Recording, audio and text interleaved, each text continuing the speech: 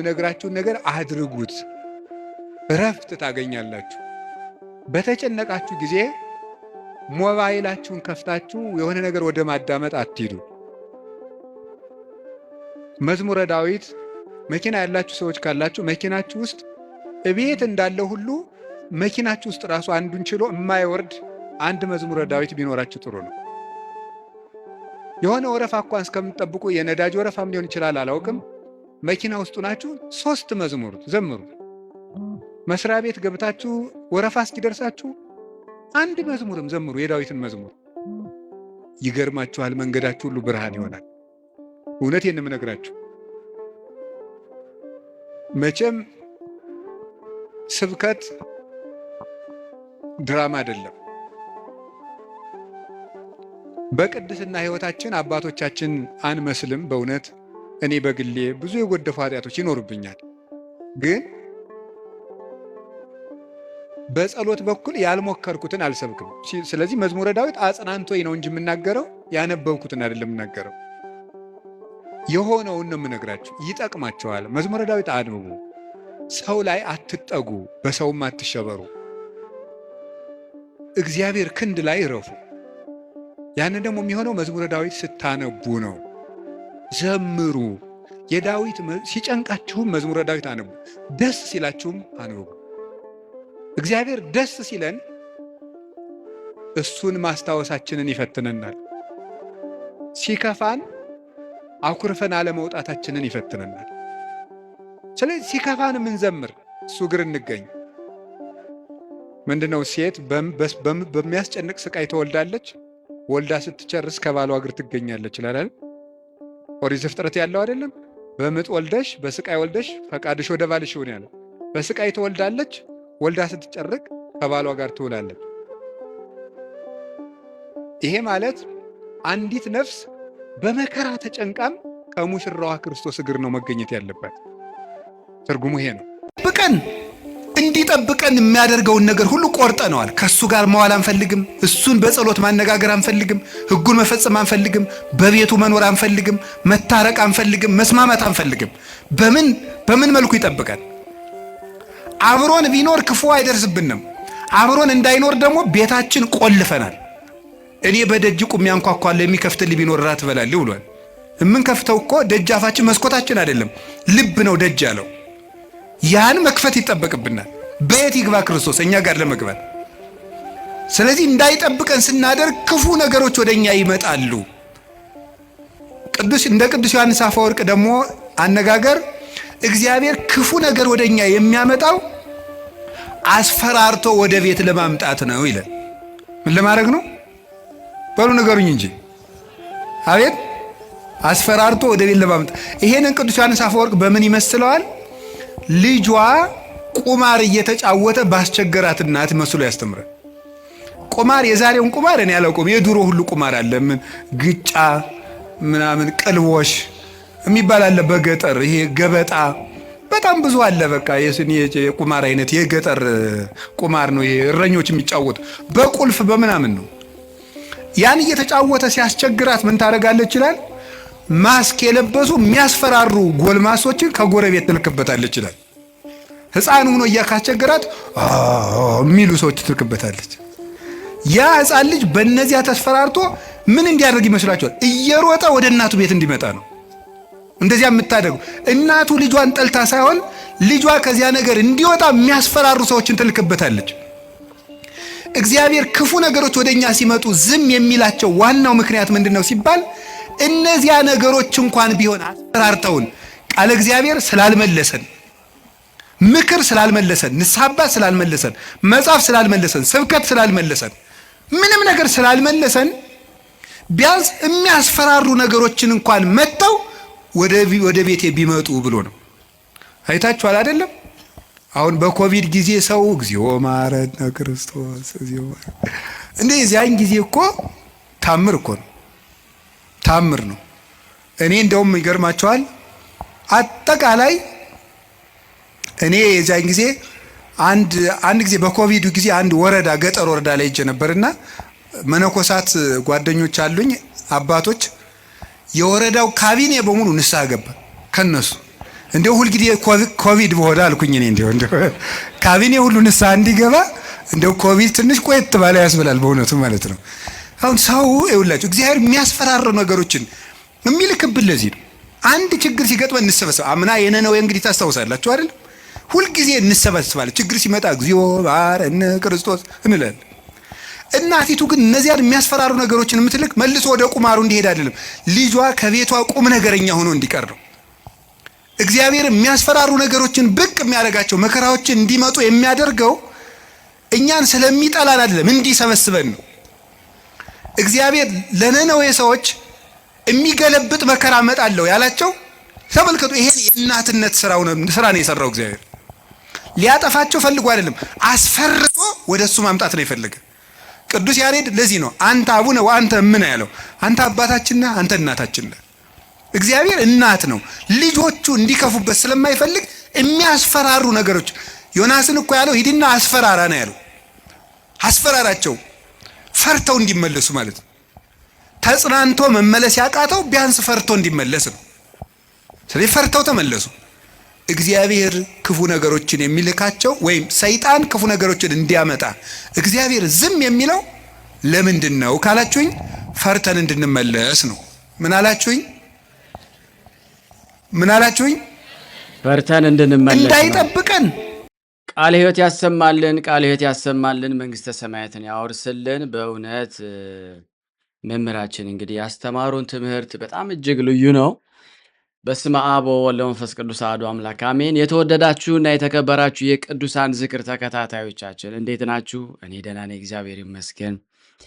ያው በገባሁላችሁ ቃል መሰረት የሚቻለኝ ለማድረግ በተለይ በስብከት እንዲያው አእምሯችንን እረፍት ሰላም የሚሰጠውን በየቀኑ እየላኩላችሁ ነው። እየበላን እየተጠቀምን ነው። እግዚአብሔር ይመስገን።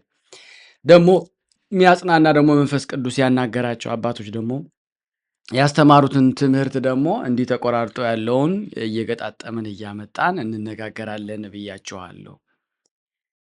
ስለዚህ በመነሻው ላይ እንደሰማችሁት የሁሉ ነገር መሰረት ጸሎት ነው። ነቢያት ለእነሱም ደቀ መዝሙር ያስተማሩት ነገር ምንድን ነው? ጸሎት ነው። ጌታን ሲጠይቁት ምንድን ነው ያሉት? ዮሐንስ ለደቀ መዝሙርቶቹ ጸሎት እንዳስተማራቸው እኛንም አስተምረን አሉት። ገብቷቸዋል? እና ከጸሎት ሁሉ ያው ቀዳማይ ሆኖ የሚወጣው መዝሙረ ዳዊት ነው። መዝሙረ ዳዊትን አዘውትራችሁ ጸልዩ፣ ግድ የላችሁም። እኔ በጣም የዳንኩበት ነው። ከዳንኩበት ጸሎት አንዱ ነው። እንግዲህ ድርሳናት፣ ገድል፣ ስንክሳር ምን አይነት ኃይል እንዳለው ተረድታችሁታል፣ እየተጠቀማችሁበት ነው። በዚህ ምንም አልላችሁም። 4 ዓመት ሄደንበታል። እግዚአብሔር እኔ ዘመኔን ሙሉ ማለት ነው። ቅዱሳኑ በጣም ይመጣሉ ወደ እናንተ፣ ያነጋግሯችኋል። ቅዱሳኑ የዕለቱን በረከት ያመጡላችኋል። መዝሙረ ዳዊትንም ለማንበብ ጉልበት ይሰጧችኋል፣ ጥበብ ይሰጧል። ማያነብ ሰው ሁሉ ራሱ እግዚአብሔር በኃይሉ ቅድም እንዳልኳችሁ ይጎበኛልና መዝሙረ ዳዊትን ለረዥም ዓመት ለማህበረ ሥላሴ የቴሌግራም ግሩፕ በጣም በረዥም ተማምረንበታል። እኔ ዛሬ የምለምናችሁ እግዚአብሔር ፍቃዱ እንዲሆንና እንዲያግዘን በቅዱሳን ዝክር ያላችሁት ፍቃዱ ሆኖ እንድንማማረው ከረዳን ከመጀመሪያዋ መነሻ ጀምሮ 150ውን አባቶቻችን ያስተማሩበትን እሱን ቀስ በቀስ አንድ ባንድ እንድንማማረው ፍላጎቱ አለ። ግን እስቲ የእናንተ ጸሎት ይቅደምና ፈቅዶልን እግዚአብሔር መጠን ከተጀመረ ስለማይቋረጥ እንድንማማር ፈልጋለሁ። እንግዲህ ለመነሻ የሆነን ዘንድ ስብከት ምንድን ነው፣ ትምህርተ ወንጌል ምንድን ነው የሚለውን በዛው እንድትማማሩ እንድትለማመዱ እየላኩላችሁ ነው። ከዛ አሁን የተማርኩት ምንድን ነው ልኬ የነበረ ትላንትና ማለት ነው። ጥቂት ሰው ነው ያየው፣ ጥቂት ሰው ነው ያያችሁት። ግን ወደፊት ስትለምዱ ትለማመዱታላችሁ ብዬ ተስፋ ስለማድረግ በትዕግስት ተጠብቃችኋለሁ። አስፈላጊ የህይወታችን ክፍል ስለሆነ ነው ማለት ነው። ለዚህ የዩቲዩብ ቻናል አዲስ የሆናችሁ ሰብስክራይብ አድርጉን። ግድ የለም አዲስ ብቻ አይደላችሁ፣ የኛ ነው ብላችሁ እረስታችሁ ሰብስክራይብ ያላደረጋችሁኝ ወደ 2 ሚሊዮን የምትሆኑ ሰዎች አላችሁ። በምን አወክ ካላችሁኝ የሥላሴ ጸሎት ሰይፈ ሥላሴ 2.2 ሚሊዮን ሰው አይቶታል። ታዲያ 2.2 ሚሊዮን ሰው እንደሚከታተለኝ አውቃለሁ። ግን እኔ 150,000 ላይ ነው ያለሁት። አይገርማችሁም? አለመታደላችን ማለት ነው። 2.2 ሚሊዮን ቢሆን ዛሬ ጎልደን የሚለው ራሱ የቅዱሳን ዝክርን የቅዱሳንን የሚወዱ ኦርቶዶክሶች ተብሎ ከፍ ብሎ ስራችን ቢከራከሩ ሊጥሉም ቢፈልጉ እንኳ የምንወጣበት ትልቅ ወጥመዳችን ማሸነፊያችን ነበረ። ግን እኛ በእኛ አልተጋገዝንም፣ መተጋገዝም አልቻልንም፣ ልንተጋገዝም አንፈልግም። እንዲያውም ባክ በየመሃሉ ሰብስክራይብ ሼር አድርጉ የሚለውን አጥፋ እያሉ ሁሉ ቴክስት ሲያደርጉልኝ እኔ ያለው ምንም ማድረግ እንኳን አይደለም እንደዛ አርጉ ብዬ እንኳን አያደርጉም። እንኳን አታርጉ ወይም ደግሞ ስለዛ ሐሳብ ሳልሰጥ ምቀር ሳይባሉ ሳትባሉ የምታረጉ ማአት ናቸው አውቃለሁ። ግን እስቲ በቅንነት ተነሱና በቅንነት እዚህ አሁን ዛሬ ማለት ለአንድ ሰው የዩቲዩብ ቻናላችንን ሰብስክራይብ እንዲያደርግ ለ10 ለ20 ሰው እስቲ ይለካችሁ ተከታትላችሁ ሰብስክራይብ አርጋል ሰብስክራይብ አርገሻል ብላችሁ እስቲ ነው ለውጡን እስቲ 200,000 እንድረስ እንችላለን እኮ ማለት እኔ ሁሉ ቀን መጥቼ ይሄን ነገር ማልናገራችሁ 4 ዓመት የታገስኩትና አሁን ሰሞኑን እየተናገርኩ ያለሁት ብዙዎች ብዙ ተደርጎልን ነበርና ረስተናል። ለማንኛው ወቀሳ እንዳይበዛ ወደ ትምህርቱ እንሄዳለን። ሚሽናችን ምንድነው? ይሄንን የዩቲዩብ ቻናል 200,000 ማስገባት ነው። እኔ ከናንተ ምንም ነገር አልወስድም ያለሁት ከናንተ የሚወጣ ብር የለም። ከናንተ የሚወጣ ለኔ እስቲ ላይክ እና ሰብስክራይብ ማድረግ ሼር ማድረግ ያስከፍል ይሆን? ስለ እውነት ለመናገር በእውነት አግዙኝ። በጸሎታችሁም በሐሳባችሁም በሁሉም ነገር እጠብቃችኋለን። እንቀጥላለን።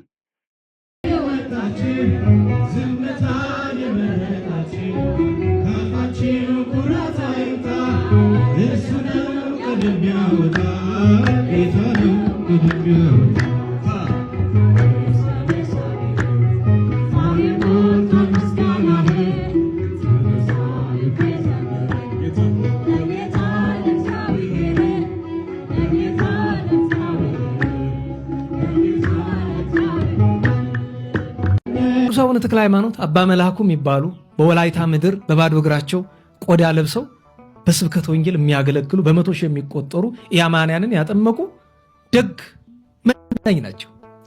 ለአቤቱታ በመጡበት ነው አይደል ተይዞ የተሾሙ እና ቤተክርስቲያኗን ሲመለከቷት ከውጭ ይልቅ ቤተክርስቲያኗን ለማዳን ከባድ የሆነ ከውስጥ ያለው እና ብዙ ሰው ምን ይላል? በደርግ ዘመን ያ ሁሉ ቀይ ሽብር ሲካሄድ ያ ሁሉ ቤተክርስቲያን የካድሬ መጫወቻ ስትሆን ፓትርያርኩ ሊቀ ጳጳሳቱ ምን ይሰሩ ነበር ብሎ አቡነ ተክለ ሃይማኖት ላይ ብዙ ሰው ሲፈርድ ሰማለሁኝ። እውነቱ ግን እንደሱ አይደለም። ብፁዕ ቅዱስ አቡነ ተክለ ሃይማኖት በዘመናቸው በሊቀ ጳጳስና በነበሩበት ወንበር ላይ ሲያደርጓቸው የነበሩ 3 ነገሮች ናቸው። ደህና ዋላችሁ። አንደኛ የገዛ ንጽህናቸው መጠበቅ ነው። መጀመሪያ ለምን? መንፈስ ቅዱስ ከሳቸው ከተለየ ችግር ነው። በዚያ ምክንያት እርሳቸው ለዘላለም የበሉትን ምግብ እኔና እናንተ ለአንድ ቀን ልንበላው አንደፍረው አይደል? በውስጥ ማቅ ለብሶ ጥቂት በሶ በጥብጦ ጠጥቶ ጥሬ ቆርጥሞ ወይ ድንች ነገር በልቶ መዝለቅ። የሚገርማችሁ ነገር ስለሳቸው ከምንሰማቸው ነገሮች በጣም አስገራሚው ነገር እውነት ላይ መስላችሁ ይችላል። እውነት ላይ መስል ይችላል። ግን ብር ታውቃላችሁ አይደል? የብር ኖት ንገሩኝ። የብር ኖት አያውቁም ነው የሚባለው እኮ። አታውቁም? የብር ኖት ምን እንደሆነ አያውቁም። ብርና ወረቀት መለየት አይችሉም። ምክንያቱም ደሞዝ በእጃቸው ተቀብለው ስለማያውቁ ይባላል። ደሞዝ የሚቀበልላቸው ሰው አለ፣ ተቀብሎ ለቤተክርስቲያን አገልግሎት በዛው አየር ባየር አውሎ ነው የሚሉት ወደዚያው። እና በምን ተረጋገጠ ይባል? አንድ ወንድማችን አለ በመሃል ሀገር ያለና ከአይነ ምስክር አገኘው ብሎ የነገረው ይህን ነገር እንሰማለን። ግን እሱ ደግሞ የበለጠ አይነ ምስክር አገኝቶ እኛ አይነ ምስክር ወደ እሳቸው ቢሮ ስገባ ብር ወድቆ አገኘው ቢሮ ላይ መሬቱ ላይ። እና አባታችን ምንድነው ይሄ ማን ጥሎት ነው እየሰላቸው? አረ ቅድም የነበረው ሰውዬ የጣለው ወረቀት ነው፣ ውሰድና ቆሻሻ ገንዳ ጣልልኝ። ብሩን ማለት ነው ማለት ብር መሆኑን አልተረዱም። ርቀት ኖሮት አይደለም፣ እዛው እኮ ፊታቸው አይናቸው ላይ። እና ራሳቸውን ይጠብቁ ነበር። እባካችሁ ባይደንቃችሁ እንኳን አታቃሉት፣ ባይገርማችሁ እንኳን አታርክሱት። በጣም ነው የሚደንቀው። በሰማይ ላይ አውጥቶ ትወልጅኛለሽ ብሎ ሹክ ብሎ መናገር የሚችለው ክርስቶስ መልአኩን ልኮ መሬት ላይ ያወረደው ለምን ይመስላችኋል? በሰማይ ላይ ሁሉን ጣጣ እኮ ጨርሶ ማውረድ ይችል ነበር። እናቱን ሰማይ ድረስ ያላወጣት መሬት ላይ የምትመላለስ ተአምር እንዳለች ልብ እንድንል። በእጆቹ የነካው እንጨት ሕይወት ከሰጠ፣ የተሰቀለበት መስቀል ሕይወት ከሰጠ፣ እሷ ሕይወት ላትሰጥ ነው? እሷ ታሪክ ላትቀይር ነው? እሷ ሕይወት ላታስተካክል ነው? አረ በትንሹ አትገምቷት። እሷ መንግሥተ ሰማያት ታስገባለች። ስሟ እኮ መርህ ለመንግሥተ ሰማያት እኮ ነው። ሌሎችም ጻድቃን በምልጃቸው ያስገባሉ እኮ። ተዉ ክርስቲያኖች፣ ተራ በሆነ ነገር ላይ ጊዜያችሁን አታባክኑ። እውነት የቤተ ክርስቲያናችንን ንጹሕ የሆነውን ትምህርት ቁጭ ብለን እንስማ። በዚህም በዛም በሚያወላግደው ነገር ላይ ጊዜያችሁን አታባክኑ። እርግጥ ነው ቀና የሆነ መልስ መስማት፣ የቤተ ክርስቲያኑን ትምህርት ማዳመጥ ግድ ነው። በሰማችሁት ወሬ ሁሉ ባደመጥነው ውርጅብኝ ሁሉ ግን አትረበሹ።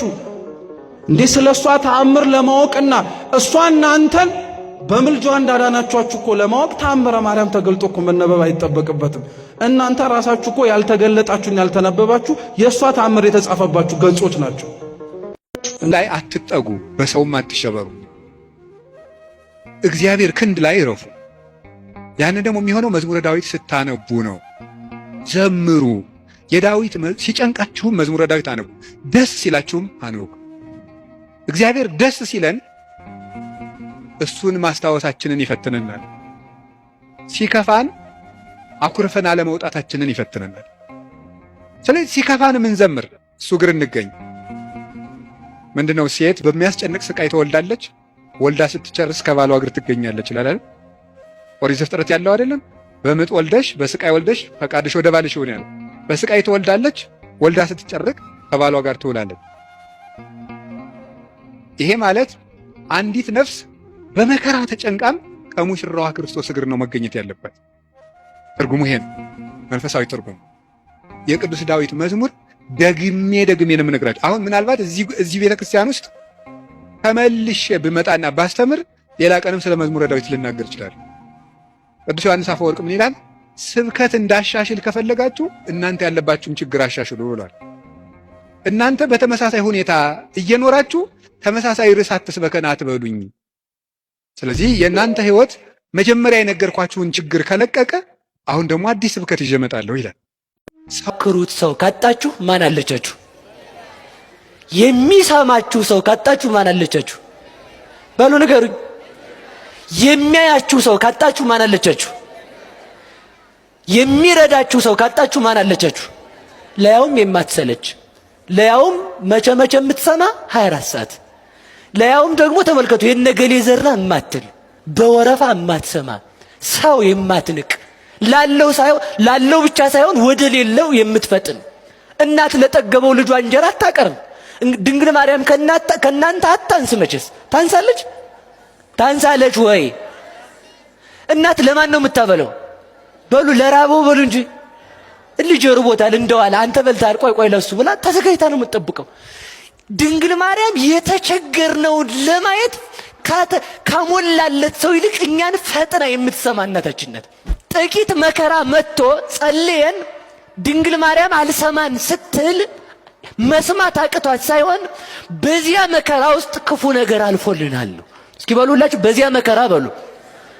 ብዙ ነገር አልፏል። እኛ እኮ ካሰብነው ብዙ ነገር አልፎልናል። ትንሽ ነገር ለምሳሌ ነገ ቢሮ ገብቼ ንግድ ደግጄ እንዲያረጋለሁ ስትል ራስህን አሞ ቤት ልትል ትችላለህ።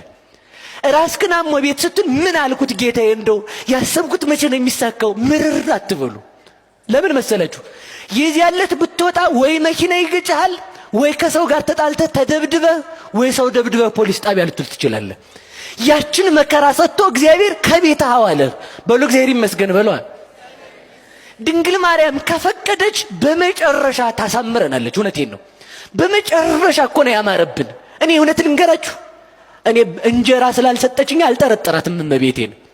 እስኪ በሉ እንጀራ ስላልሰጠችኝ በሉ አልጠረጠራትም። እስኪ አሁን የእናንተ እንጀራ ቢመጣ ቢያድር ለ4 ሰዓት ነው የሚቆይ ህዝብ ውስጥ እንሽርሽሪት ሳይደረግ ዳጅ ምናምን የምትሉት ማለት ነው። ድንግል ማርያም የሰጠችው መና ግን ዘላለም አያስርብም እኮ ነው የሚለው። ለዚህ ይሄን ነው አለመጠርጠር። የእናንተ እንጀራ ቢበላ ራስ በሽታ ነው፣ የድንግል ማርያም ልጅ የክርስቶስ ስጋና ደም ግን ዘላለም የሞት በሽታን ያሸነፈ ሕይወትን የሚሰጥ ነው። የእናንተ ምግብ ቢበላ ዛሬ ተበልቶ ለነገ ጠዋት አይደግምም። ቢበላም ቆሻሻ ቦታ ነው የሚገኘው። ድንግል ማርያም ዝም የምትለን ስንጠራት የማሰማ ሆና አይደለም። እንግዲያውስ በዚያ መከራ ውስጥ ቆይተን ማንን እንድናተርፍ ነው?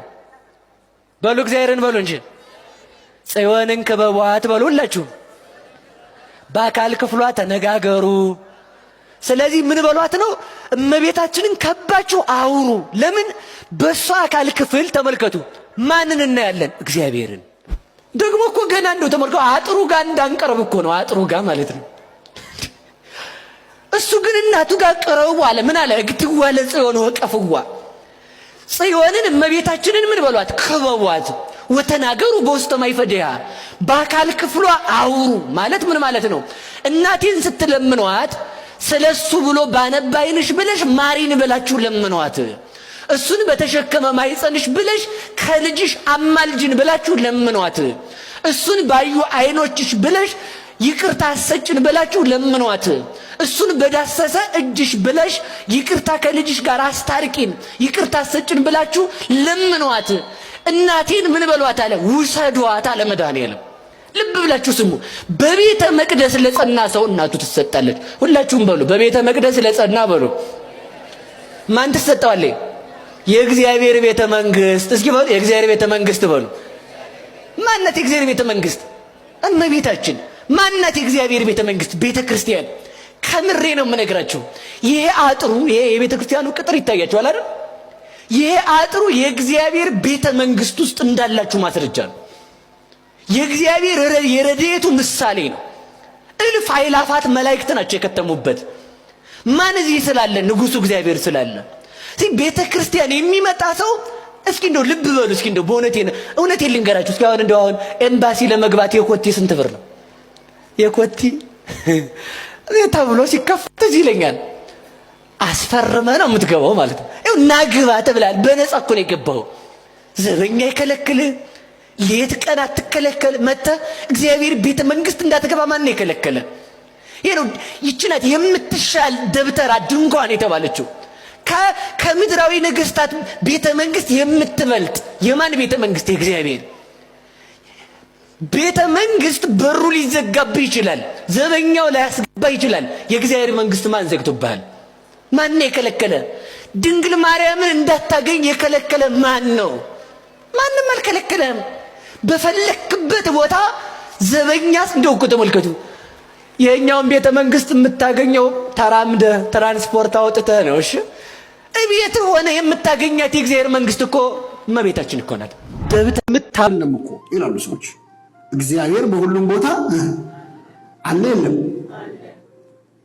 እሺ ጎማችሁ ሲተነፈስ የት ነው የምትሄዱት? ጎማ ሲተነፈስ የት ነው የምትሄዱት? ጎሚስታ ምን ልታስሞሉ? አየር በሁሉም ቦታ አለ የለም? ምን ጎሚስታ ያስፈልጋል? አየር እንደው በሁሉም ቦታ አለ ብለህ መኪናን ሳትነዳው ትቀናታለህ። አዎ እግዚአብሔር በሁሉ የሞላ ነው። አየር በሁሉ ቦታ እንዳለ ሁሉ ግን በረድኤት የሚገለጽባት ቦታ ደግሞ አለች። 30 ጸሎት ቤተ ከምትጸልይ አንድ ጸሎት ቤተክርስቲያን ብትጸልይ በዚህ ስፍራ ለሚጸልይ ጸሎት አይኖቼ የተከፈቱ ይሆናሉ ብሎ ቃል ገብቷል። በቃ ምን እንግዲህ እሱ ካለ ምን እናደርጋለን? ለሰሎሞን አለው እኮ አይኔም ልቤም ዘወትር በዚህ ስፍራ ይሆናል። አይ የብሉይ ኪዳን ነው ለሰሎሞን ነው አዲስ ኪዳን አይደለም ካላችሁ ጌታ ምን አለ? ቤቴ ቤተ ጸሎት ቤት ትባላለች። ቤቴ የምን ቤት? አይ ጌታ ያለው ለጻፍት ፈሪሳውያን ነው፣ አዲስ ኪዳን ላይ የለም። ሐዋርያት 9 ሰዓት ወደ ምኩራብ ሄዱ ነበር ይላል። ለምን ሄዳሉ? ሊጸልዩ። ስለዚህ እግዚአብሔር የሆነ ቦታ ገስግሰን ሄደን እንድንጸልይ ይፈልጋል። ተራራ በወጣ አይደለም፣ ገዳም ለገዳም በዞር አይደለም። ጌታ ተራራ ለተራራ እንዲህ ሲዞር የነበረው እኔ እኮ በጣም ይገርም ነው። ኢየሱስን እናውቀዋለን ብለው አንዳንድ ሰዎች ገዳም መሄድ አያስፈልግም ተራራ በወጣ አይደለም ይላል። ኢየሱስን ያገኘነው እንግዲህ ተራራ ላይ ነው። እኛ የተራራው ስብከት ሲሰብክ አይደለም? አዎ በታቦር ተራራ ላይ ነው ያየነው ጌታ። ተራራ ምን ያደርጋል? ሰይጣን ምን መሰላችሁ? ሲያቃልልብ እኮ ነው። በቃ ምን ያደርጋል? ሁሉ ነገር መሄድ አያስፈልግም፣ መብላት መንቀሳቀስ አያስፈልግም። በቃ እዚሁ ቁጭ ብለህ ሽባ ሲያደርግም ማለት ከቤት ተነስተ ቤተክርስቲያን እስክትሄድ ድረስ ያለው እርምጃ ኃይል እንደሚሰጥ ያውቃል። ወደ እግዚአብሔር መገስገስ ያለውን ክብር ያውቀዋል። ስለዚህ ምን እዚህ ቁጭ ብለህ እኮ ትደርስበታለህ ይላል። ቤተክርስቲያን በሄዳ አይደለም እኮ ይላሉ ሰዎች። እግዚአብሔር በሁሉም ቦታ አለ የለም? እሺ ጎማችሁ ሲተነፍስ የት ነው የምትሄድ? ጎማ ሲተነፍስ ግን በጣም ማወቅ የምፈልገው ነገር ነው። እስቲ ትንሽ ስለ ታቦት አጫውተኝ እስቲ። ታቦቱን የሚቀርጸው ሰው ነው። ቀርጾ ከጨረሰ በኋላ ግን ታቦት አይሆንም። ታቦትን ታቦት የሚያሰኙ 3 ቁም ነገሮች የግድ መኖር አለባቸው። አሁን አልፋና ኦሜጋ ስለተጻፈበት ነው የምንሰግድለት ስንል አንድ ሰው መከራከር ካማረው እኔ ደብተሬ ላይ አልፋና ኦሜጋ ብዬ ብጽፍልህ የኔ ደብተር ታቦት ነው ወይ ሊለኝ ይችላል። አላልም። እንደዛማ ከሆነ አልፋና ኦሜጋ መጽሐፍ ቅዱስ ላይ ተጽፏል እኮ እሱን ዝም ብለን ታቦት ነው ብለን ለምን አናከብረው? ግድ ካልሆነ ዮሐንስ ወንጌልን ወይም የወንጌሉን ቅጠል ቅዳሴ ይደረግበታል ያልነው ኤክሰፕሽናል ነው እንጂ እንደ ታቦት አይደለም። ታዲያ እንዴት ነው? ስሙ ብቻ ነው ወይ? አይደለም። ታቦቱን የምናከብርበት 3 ምክንያት አለ። የመጀመሪያው ቅባ ሜሮን ይቀባል፣ ይታተማል። ጳጳሱ መጥቶ ጸሎት ላይ ለታቦት በታቦት ላይ የሚጸለይ ጸሎት ብሎ ጸልዮ ጌታዬ መድኃኒቴ ኢየሱስ ክርስቶስ ሆይ በጸሎታ ሐሙስ መስዋዕት አቅርበ እንካችሁ ስጋችሁ ብሉ፣ ስጋዬ ነው ብሉ፣ ደሜን ጠጡ ብለ እንደሰጣቸው ይህንን ስጋ እንደምን የምንፈትትበትን ታቦት መንፈስን አሳድርበት፣ ባርከው፣ ቀድሰው ብሎ የሚጸልይበት ጸሎት ላይ ለታቦት ወይም ጸሎት በእንተ ቡራኬ ታቦታት የሚል መጽሐፍ አለ። ያንን ኤጲስቆጶሱ ይጸልይበታል። ጸልዮ ሜሮን ይቀባዋል፣ መንፈስ ቅዱስ እንዲያድርበት ማለት ነው። ስለዚህ ታቦቱን ታቦት የሚያሰኘው የመጀመሪያው አልፋና ኦሜጋ የሚለው የክርስቶስ ስም፣ ጉልበት ሁሉ ለኢየሱስ ስም ይስገድ የሚለው ቃል ስለተጻፈበት አንድ። ይሄ ግን ብቻ በቂ አይደለም። በሜሮን መክበር አለበት፣ በቅባ ሜሮን መክበር አለበት። ሜሮን ሲቀባ መንፈስ ቅዱስ ያድርበታል። በታቦቱ ላይ እግዚአብሔር መንፈሱን ያሳድራል። ሶስተኛ ምስጢረ ቁርባን ይደረግበታል። በቀደምት አብያተ ክርስቲያናት የቤተክርስቲያን ታሪክ ስታጠኑ ከነዚህ ከ3ቱ 2ቱ በተለይ አይቀሩም ነበር። የመጀመሪያው እንዳልኳችሁ ሜሮን መቀባት ነው። ሁለተኛው ቅዳሴ ማድረግ። ሶስተኛ በእኛ ትራዲሽን ሌሎች የሚያደርጉት የሰማዕታትን አጽም ከመንበሩ ስር ያስቀምጣሉ። ስለዚህ በቅዱሳን አጽምም በዛ ላይ መስዋዕት ማድረግ የተለመደ ነበረ፣ ይሰዋ ነበር። ስለዚህ ታቦቱ የሚባለው ጸሎቱ ተደርጎበት ሜሮን ተቀብቶ የተጻፈው ቃል ሲደመር ቅባ ሜሮን ጸጋ መንፈስ ቅዱስ፣ ሶስተኛ ስጋው ደግሞ ሲፈተትበት ያኔ ሙሉ በሙሉ ታቦት ይሆናል። እግዚአብሔር መንፈሱን በዛ ላይ ያሳድራል። ለምናከብረውን አክብሮት ሁሉ ለማሳየት ምክንያት እናገኛለን ማለት ነው። ከዛ ውጭ ግን ታቦት ዝም ብሎ ስለተቀረጸ ታቦት አይሆንም።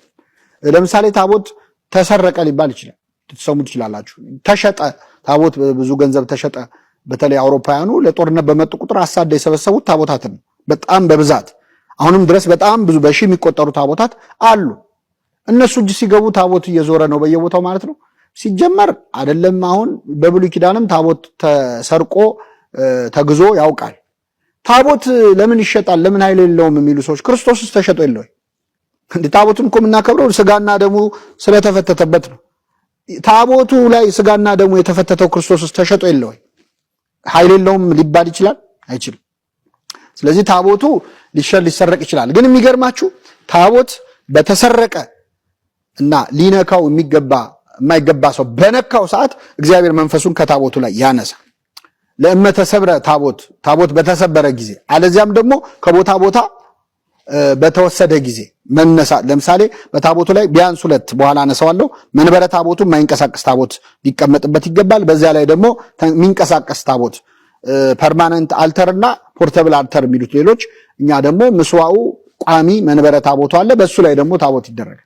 የማይንቀሳቀሰውን ታቦት ሰው ባንቀሳቀሰው ጊዜ አለዚያም ቢሰበር ይቀድሱት ይላል። ድጋሚ ሜሮን ቀብተው ጸሎት ላይ ለታቦት አድርገው ኤጲስቆጶሳቱ ታቦቱን ይባርኩታል። ከዛ በኋላ ነው አገልግሎት መስጠት የሚችለው። ስለዚህ ታቦት የሚያሰኘው እነዚህ 3 ቁም ነገሮች። ለታቦት እስቲ ትንሽ ንገረኝ። ቃለ ሕይወት ያሰማልን፣ መንግስተ ሰማያትን ያወርስልን። ላስተማሩን መምህሮቻችን ማለት ነው። በዚህ አጋጣሚ እንዳቀርብላችሁ የምትወዷቸው መምህራን ካሉ በዚሁ አጋጣሚ ኮመንት ላይ ጻፉ፣ አቀርባለሁ ማለት ነው። በጣም ልዩ የሆነ ትምህርት ነው እንግዲህ የተማርነው። እግዚአብሔር በወደደ አጭር ናት፣ ኦልሞስት ለ30 ደቂቃ የሚሆን ጊዜ ነው ገደብኩለት። ወደፊት ምናልባት አስፈላጊ ነው ካላችሁም ይጨመራል። እንደዚህ ሰምተን እስቲ በደንብ የምንድንበት አጋጣሚዎች እንዲፈጠር በማሰብ ነው። የነገረን የመከረን እግዚአብሔር እናመሰግነዋለን። ላስተማሩ መምህሮቻችን ቃለ ሕይወት ያሰማልን፣ መንግሥተ ሰማያትን ያወርስልን። እኛም ደግሞ ሰምተን 30ም 60ም 100ም ከዛ በላይ ያማረ ፍሬ እንድናፈራ እግዚአብሔር ይርዳን እላለሁ። እባካችሁን ሼር ማድረግ፣ ላይክ ማድረግ፣ ቤተሰቡ ነው ሰብስክራይብ ማድረግ የማህበሩ የውዴታ ግዴታችሁ ነውና እባካችሁን እንደዚህ አድርጉ ብለን በትህትና እጠይቃችኋለሁ ማለት ነው። አመሰግናለሁ። በሌላ ቪዲዮ እስከምንገናኝ